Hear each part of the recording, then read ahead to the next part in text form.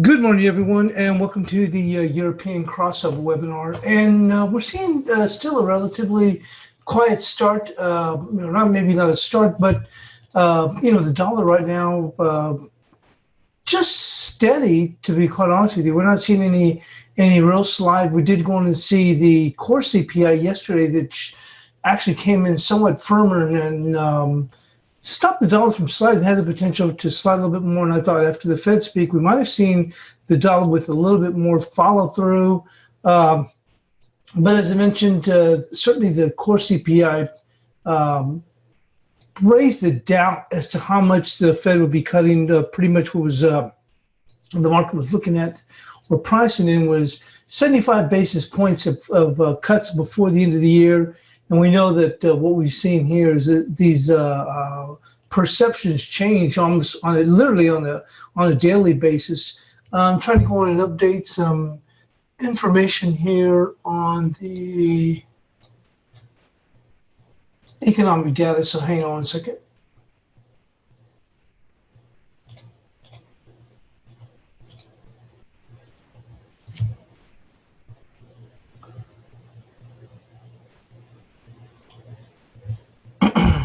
So here we go. So I got CPI data today out of Spain. They came in just a tad bit weaker, and we do have industrial production at the top of the net this next hour.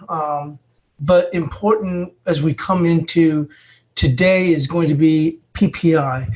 I don't expect us to have maybe not necessarily as firm, although really if you look at the Reuters poll, you can see the prior was 1.8. They're looking for 1.6.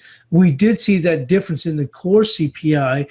So the potential is for this to ease back a bit as far as the dollar goes. And maybe we can see the dollar then work a little bit lower. Obviously, euro in turn or in concert probably work a little bit higher. I think Blake made a good point about the moves that we're looking here against look at the Canadian dollar. We're going to go in and get to that too. Looking at the euro per se, because the euro keeps going back and forth. We're actually going to, just as I mentioned about the Canadian dollar, we'll go on and mention something here with the euro. But we know that we need to get above this 1285 to really start to generate some momentum. We've seen the dollar yen kind of pare back a little bit to this 833. We knew that was key on the way up. I talked about on the midday, I thought we could make it up here, push it into 846. I like that 846. You can see that we actually pushed a little bit higher. Actually got up as low high as 861. But since then we are lower, but we're still back at that key area, this 833, which is a rebound. I thought this was, as I mentioned to other people, I thought this was a better idea, a location to come in if you're trying to short it. I think Manda was coming in around here around 850s or 860s. So I'm not sure. I don't remember. But on this first go round, it was a nice little short for a scalp, but I didn't think it was worth hanging on to. And certainly we did go in and work ourselves higher. Let's go and move here with the Aussie dollar.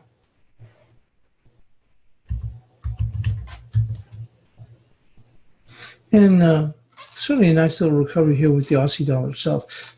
On the Canadian dollar, boy, we are continuing to move lower here and well past that 30.43 area that we had before, and we'll get to that. We're going to move into the news. Now, for whatever reason, we didn't have the morning bid news. I kind of waited till the end. That's what I was trying to get everything organized. I thought we might get that posted. I've seen sometimes with the morning bid news kind of gives a little bit of flavor. Sometimes we'll come in 5 minutes before we come on air, but it simply didn't. So we'll just go and touch the overall news without the morning bid. So it says German bonds are set for the worst week since February of 2018. We're seeing a little bit of a bounce back today, but certainly has seen quite the tumble here after quite the move that we talked about, which is one of the reasons which had knocked the euro down, since the early part of the prior week. Safe haven German government bonds were set for the biggest weekly sell-off in nearly 1.5 years on Friday, as signs of economic strength in the United States and parts of Europe suggested fears of a downturn maybe overdone. Data showed U.S. underlying consumer prices increased by the most in nearly a year and a half in June, and solid gains in a range of goods and services, adding to the strong French industrial data from the earlier in the week. The latter sparked debates that overall figures for industrial production in the Eurozone will exceed the current dire expectations based on the Reuters poll. Euro area industrial production is expected to expand by 0.9 month on month, and in May, according to the country level increase level releases we have had so far, RBC analyst said in a note. This would mark the best monthly expansion in the euro area industrial production since January. Though it will represent a significant contraction for May of 2018. German 10-year yields hit a 3.5-week high of minus 0.25 on Friday. All at this level, it is set for the biggest weekly rise since February of last year. Other Eurozone bond yields were 1 to 2 basis points higher on Monday, and the French 10-year government bond yields are now back in positive territory after having dipped as low as minus 1/16 last week. Eurozone policymaker Benoit Serre's comments on Thursday have also contributed to the shift in the Eurozone government bond prices, said DZ Bank analyst Ando Kozer. The ECB should take the low inflation expectations implied by the Eurozone bond prices with a pinch of salt, as the gauges show greater confidence in the outlook, Sir said on Thursday. Sir's speech indicated that ECB is ready to take action, but not yet committed to changing forward guidance, deposit rate, and revival of the QE program. They need more evidence to do all this, said Kozer.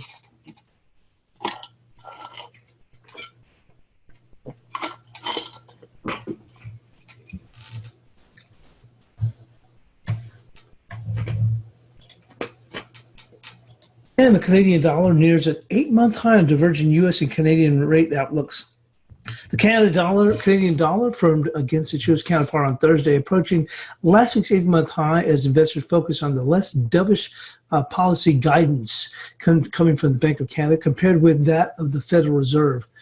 The Canadian dollar is trading at 0.1% higher at 30.62. Well, we know that's a whole lot lower now, but that was at the close of yesterday. In contrast, the Bank of Canada made clear on Wednesday that it had no intention of easing monetary policy, even as it highlighted the risk that trade war was posed to the global economy.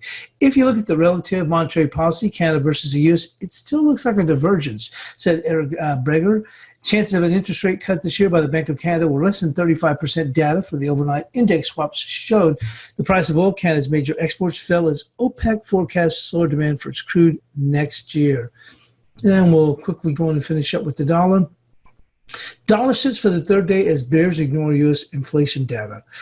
The dollar edged lower for its third consecutive day on Friday as a stronger than expected U.S. inflation data failed to shake convictions that the Federal Reserve will start cutting interest rates at a policy meeting later this month.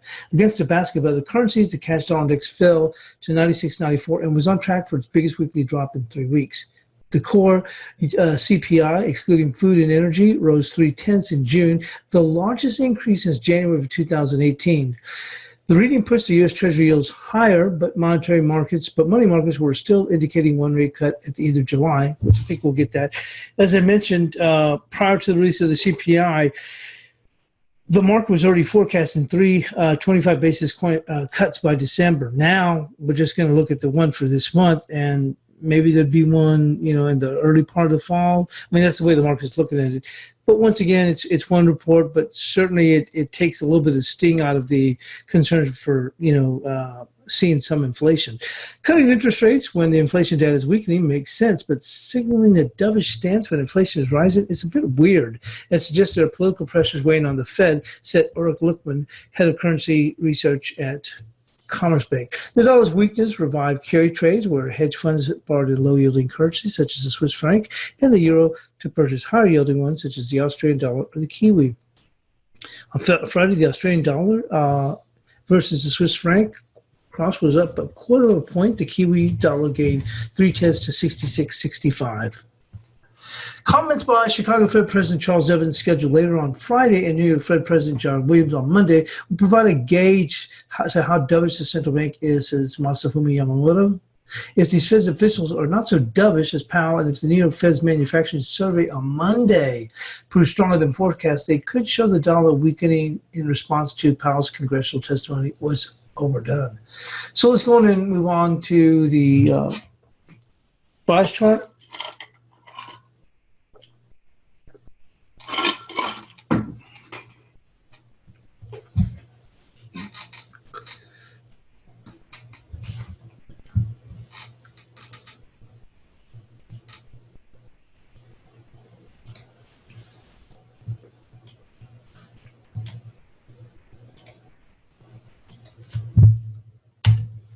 There we go. So we've talked about this. We mentioned it yesterday.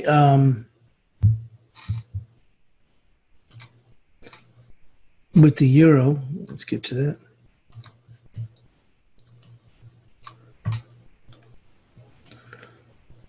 You know, we talked about how important this 1262 was when we lost that. But when we looked at it, we were looking at it yesterday. We said, hey, look, 1260 was important. It certainly was. I mean, it obviously changed the complexion from a technical standpoint in a large way when we lost it. But getting above it is one thing, but the key is actually 1286. And we talked about that. We said, look, this is key. When we looked ahead, we said, I think we might have had the 1306 here. Yeah, 1307 I go. But the key is really closing above this 1286 to generate the momentum to go higher. We'd have to do that. I mean, you can defend 1262, and we didn't even defend it because you can see here we hadn't even closed above it. Today we're above it. But it's one thing to get above this thing. It's a whole other thing to finally change things. If someone was bearish the euro and said, I don't care. Okay, we lost this. You're going to have to show me a convincing move above here. Well, that convincing move is going to start at the very least with the daily close above 1285. At the least. And certainly you can see, I mean, I mentioned that when we were in the chat room, we got to say, hey, look, we've got resistance right here. It was making the highs right then and there. And I thought we could potentially move higher. I thought we may kind of pair back and trying to push again. But boy, they knocked it back pretty good. And we even closed below 1262. So it's 1285 now. When we look ahead, like I said, one of the things that kept us intact was that firm CPI. Kind of put the folks on the back foot saying, oh, wait a minute, hold your horses, with that 3 basis points cuts by December. We've got a nice firm CPI, but that CPI, and I saw where FX Macro had noted, which was, hey, look, it's starting to filter in this whole issue with the tariffs. And so what might happen is you'll see that, which is important in the CPI, but you could see other data points kind of falter, which you could see today in PPI. That comes in weaker. That probably allows us to take out this 1285. And where can we go to? Well, potentially, as we mentioned here, already 1307. Now, what I had for here with our bias chart support was 1243. I think the low was what? 1245, okay? So we're going to keep these two in place. No changes there. And we'll go and move into the cable.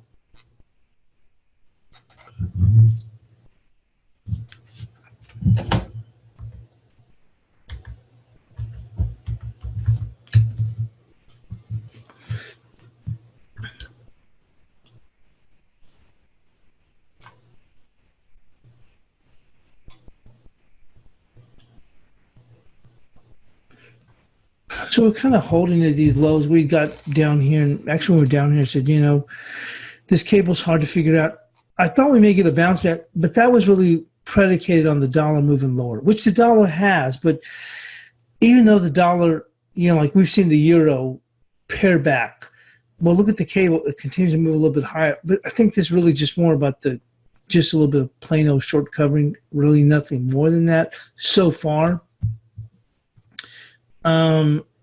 Looking here with the cable, we had 2562, and the high's been what? 2571. It hadn't been too bad. Let's go on and take a look at this on a 2-hour chart.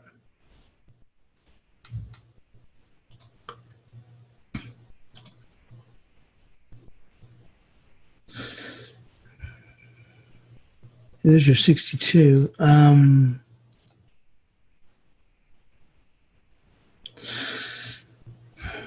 I'm thinking with the PPI, the dollar could slip a little bit further, and that may allow them to goose this a little bit further. So we're actually going to move that resistance to see if they're able to go past this. Just for a moment.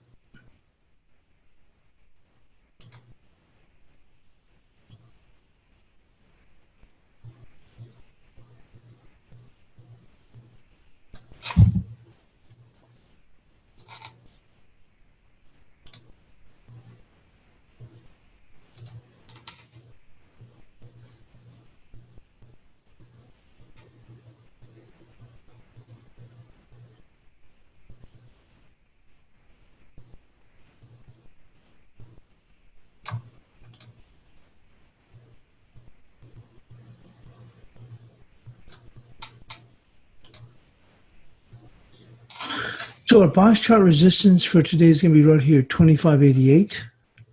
And that's really on the thought that we can see the dollar pair back further, if once we get past PPI. If we do, then I think they can push this, and this gives a target for the market to go and move to. So let's go with 25.88.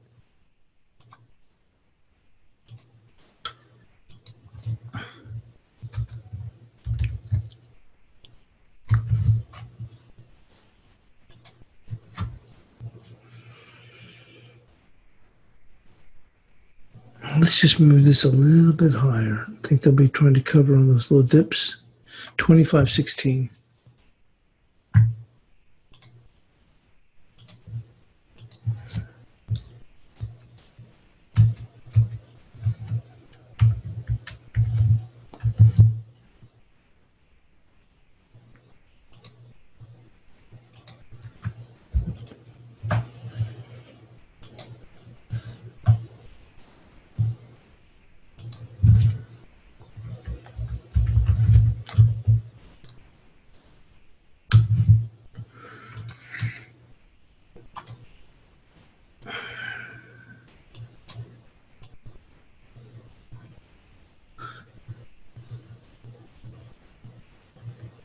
Well, we had 70 cents from yesterday, but what looms ahead is this big key level, 70.27. So we'll go with this 70.27. That's a huge level, as we've mentioned before, going all the way back here.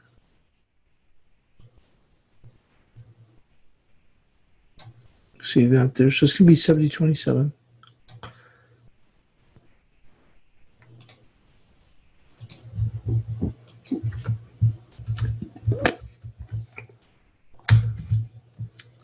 The market still, as we've said before, remains on a buy mode. I didn't expect it to go all the way down to 69.10. Remember, at the beginning of the week, we were looking potentially we could stretch as low as 69.25, but they made it down to 69.10. Doesn't sound like it's off that much, but the range has been relatively tighter. So for a percentage point, that was a little bit bigger dip than we were looking for. I mean, we were looking, mentioned 69.44 at the beginning of the week with a potential pull all the way down to a quarter, 69.25. So we've got 70.27 is what we're looking at for the resistance and for support.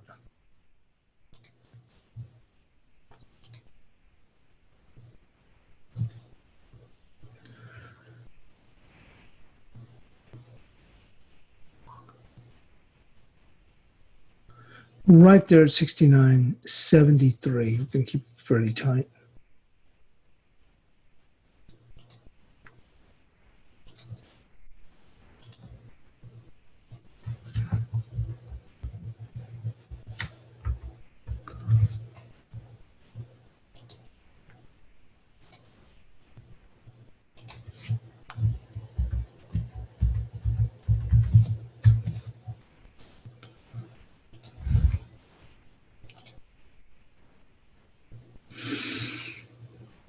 And Kiwi just bumping up right now against the 66.91. We've remained in the buy mode. We've broken above the trend line. We've come back. We've tested the trend line. You have to think that it will be somewhat easy for them to push beyond here. And we're going to go in and this isn't that much higher. We're going to go in right there and flick it off right there at 67. Well, this is that key level, 67.25, which is where they challenged it 50%. I'll tell you what, we'll just go right there with 67.25. Those previous highs with the momentum that it has going for it.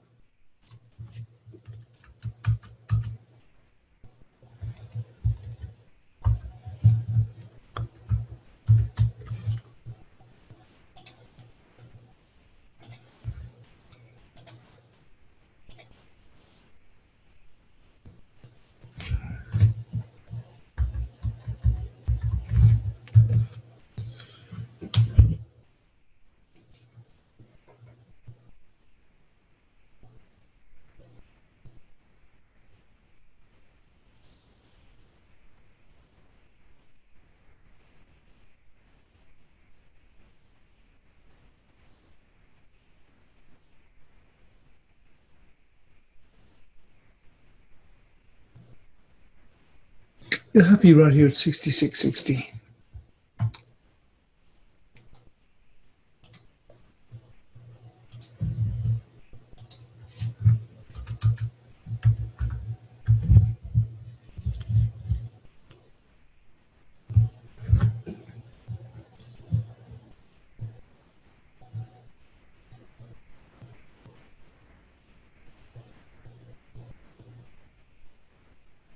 Let's go with the dollar CAD.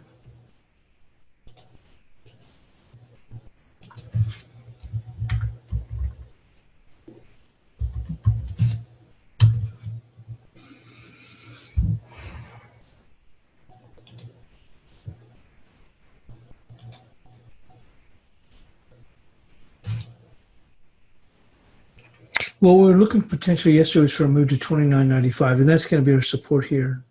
29.95. No changes there, but that's where I think we're going 29.95 at this point. Resistance, we'll take a look at the 2-hour chart.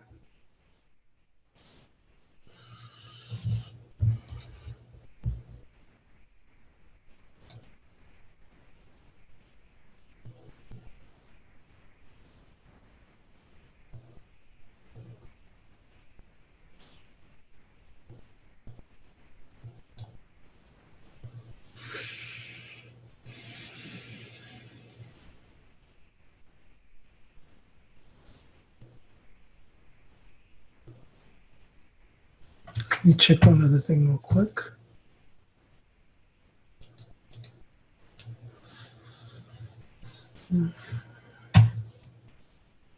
Could have sworn I thought we saw Canadian data today. Just a moment. So it's just going to be right here at 30.55, so not that much higher. But I think on any run, you're running to that resistance because anybody that's long, let's say the dollar CAD, they're going to use any moves up here, I would think, to get out. Let's go with 30, we'll call it 30.56. Keep it fairly tight.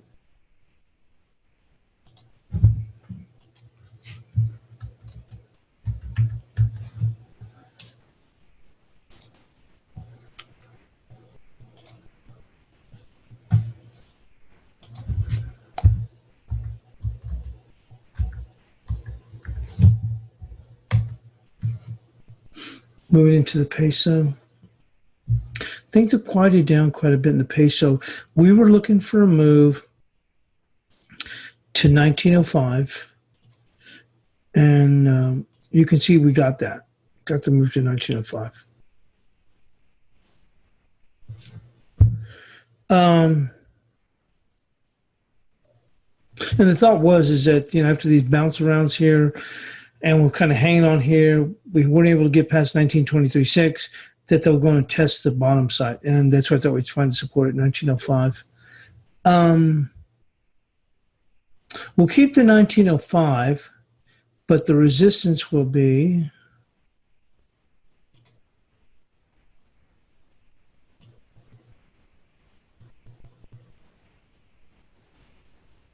caught 1915.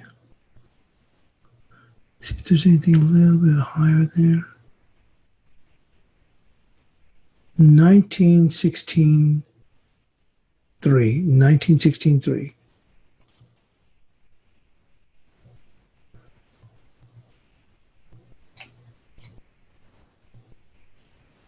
Called 1916.2. 1916.2.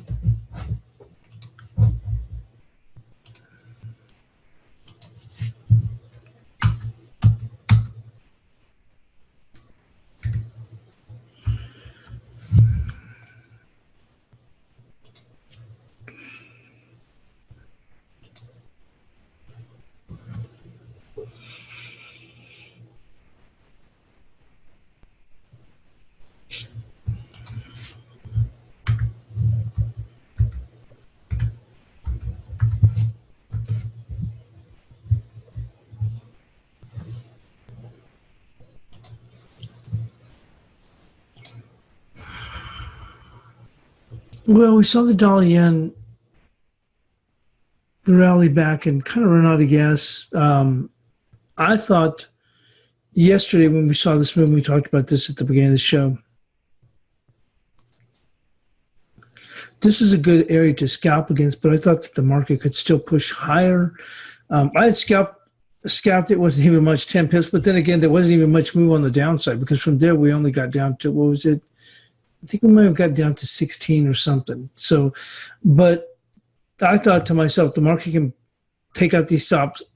I still thought that that it might just be just a stop pop. So I thought this is a good area to come in, which I mentioned, which is the 1846. The market got there and kind of dither-dattered, but we kind of made an extra little push here and we paired back.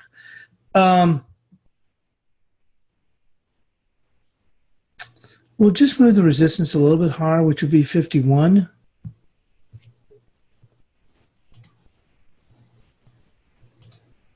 I don't see it getting a whole lot higher than that at this point. Downside support for right now, we'll go with that. 1806. 1806 for downside support. Keeping it fairly tight. 806, I should say.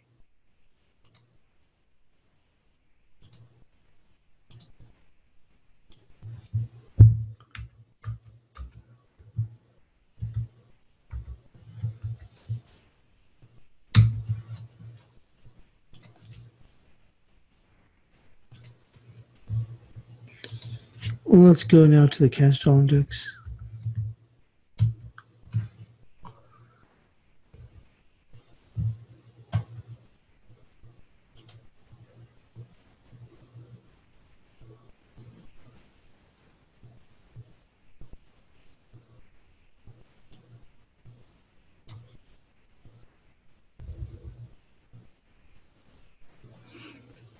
For right now, we'll look at this 96.72. Let's go into the 2-hour chart.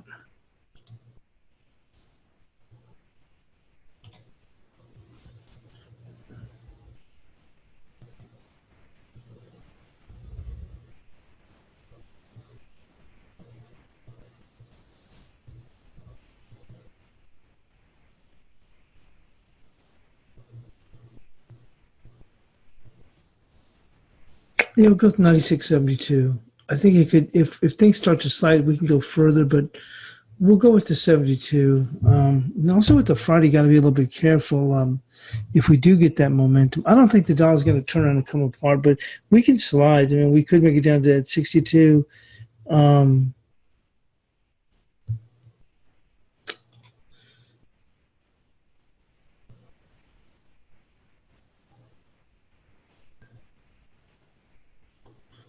Let's just call, I'll tell you what, let's just call it 68 for that little stretch. 96.68. I don't want to go as low as 62, but let's go with 96.68.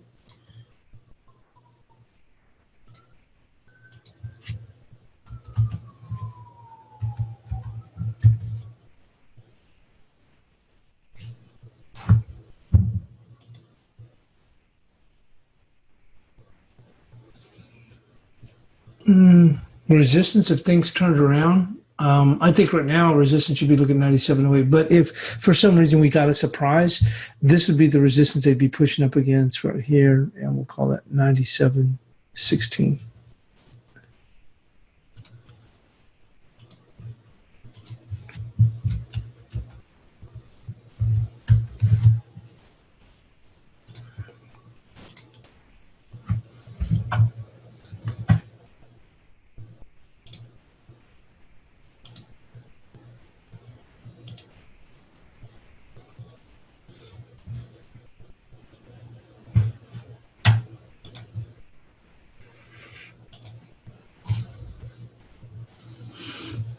Let's go move into the cross rates.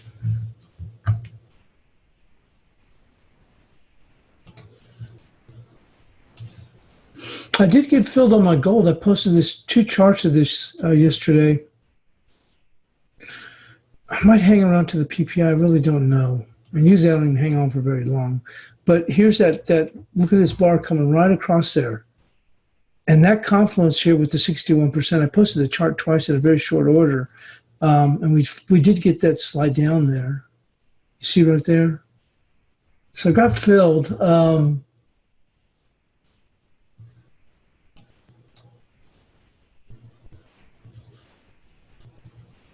I don't even like to hang around and stuff for very long, but I thought that was after this blew out from all the way down from here all the way down here. I thought that gold would like to push to those. They like to always push to these levels and targets, so I thought that made sense.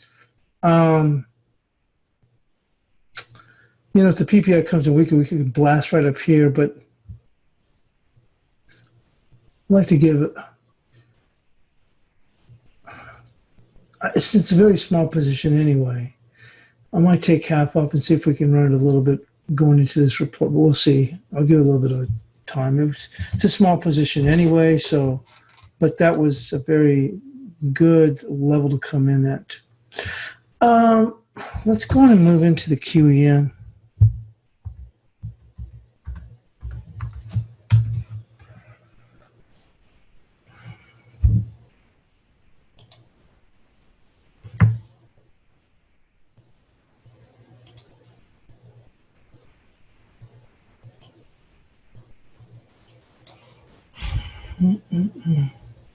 Continue to move higher. Let's take a look at the 2-hour chart.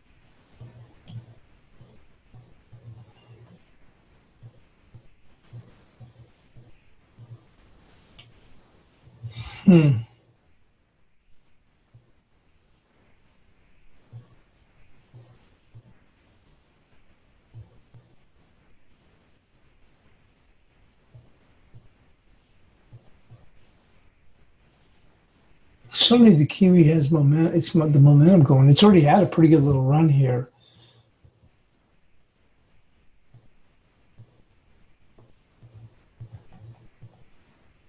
Let's go right there, 72.50, which is just above the highs. We'll go with 72.50.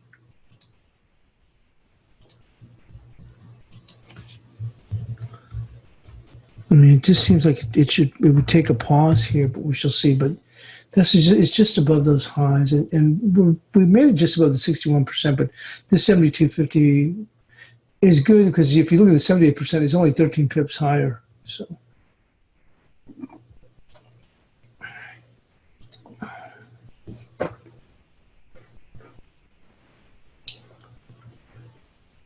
Support.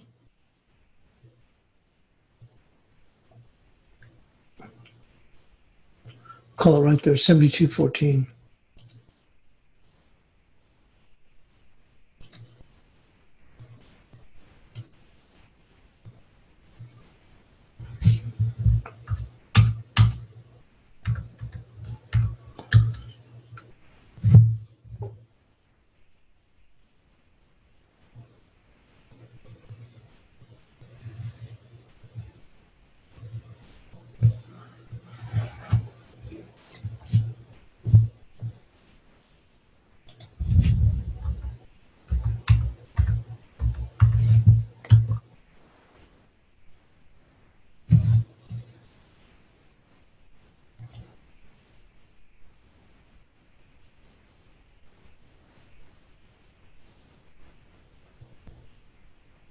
Still quiet. Let's go in and take a look here on the 2-hour chart.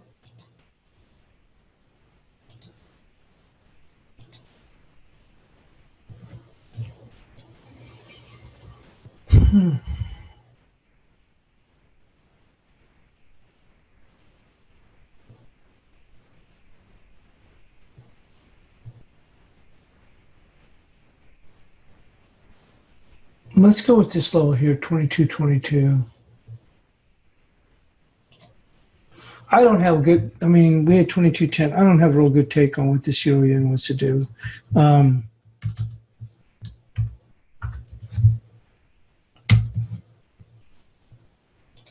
Just kind of bouncing around here. Support probably clears the bell right here. You can see that coming in right there, 2184. That's almost too tight. I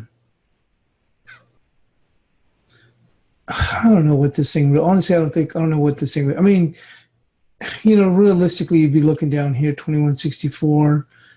Obviously, a lot of volume there. We'll call it right there. For a rotation lower, let's go 2173. Look, ask me, it looks like you're doing a whole bunch of nothing.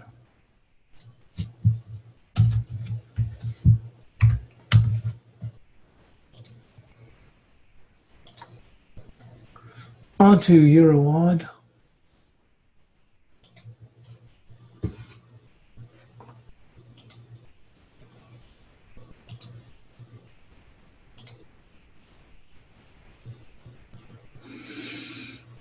After this, what I called it before, a torrential fall, interesting. I remember look at that 1695 and like, this is where that mark's going to want to hold when you look down the daily. And we just kept on going and going.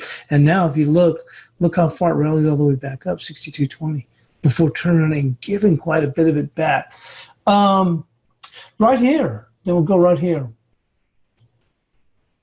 Right there. 6083. We'll call it 6083. This is good support after look at that. And already had a pretty good pair back. If you look at it, what's that? Probably like a 61%, maybe a hair more. Let's take a look.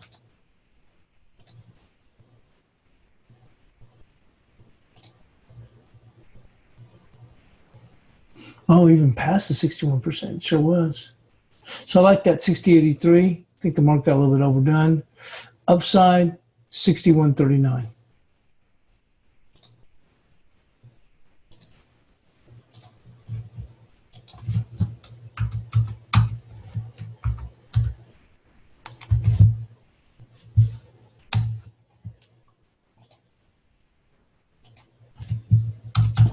Obviously, the strengthening Aussie certainly had an impact, which goes to make sense. But I'm just saying, I think it has more to do, obviously, with the strengthening Aussie as opposed to the euro being weaker. Although I think we may see things kind of balance out for today. That's why I like the 6083. Let's go and move into the euro Kiwi.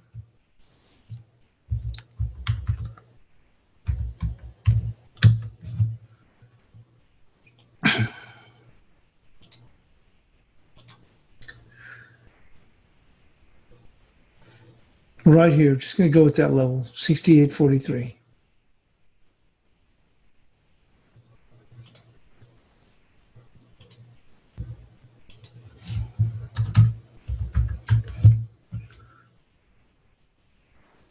Upside, right there, 68.91.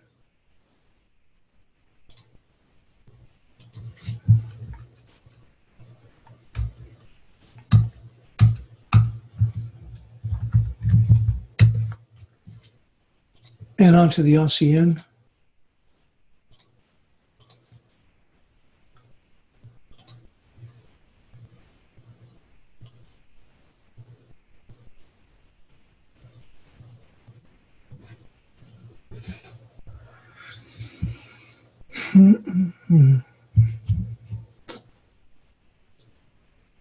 Right there, 75, let's call it 76 cents.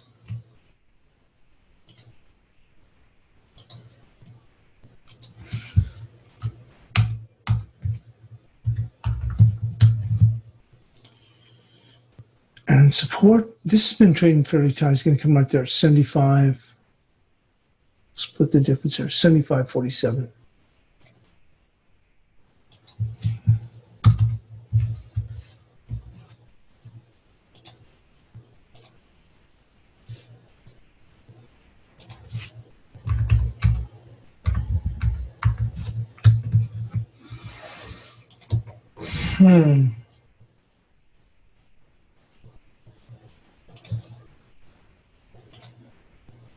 Well, we're still below this 36. I'm surprised we haven't even just gone down here and grabbed this 78%, 34.60.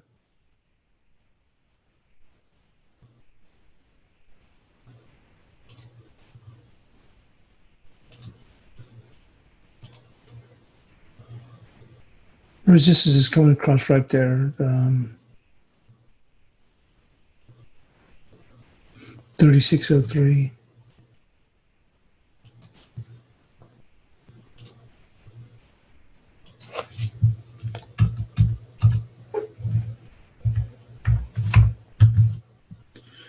With support right here at 3550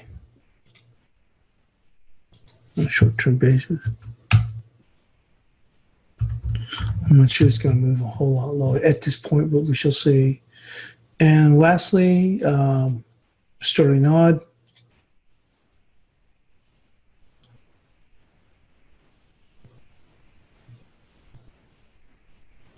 This certainly looks like it wants to press it. And will not be happy until the challenge is down here, 76.87, or at least it would appear to be.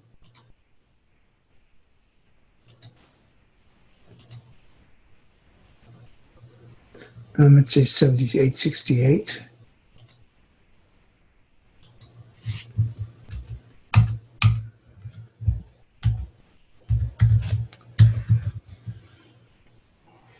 With resistance coming in right there.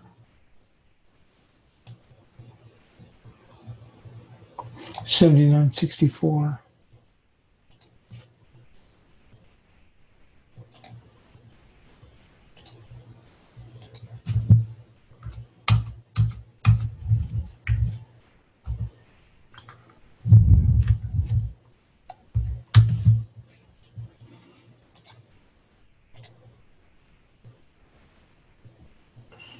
Pared back a bit from this 12 here.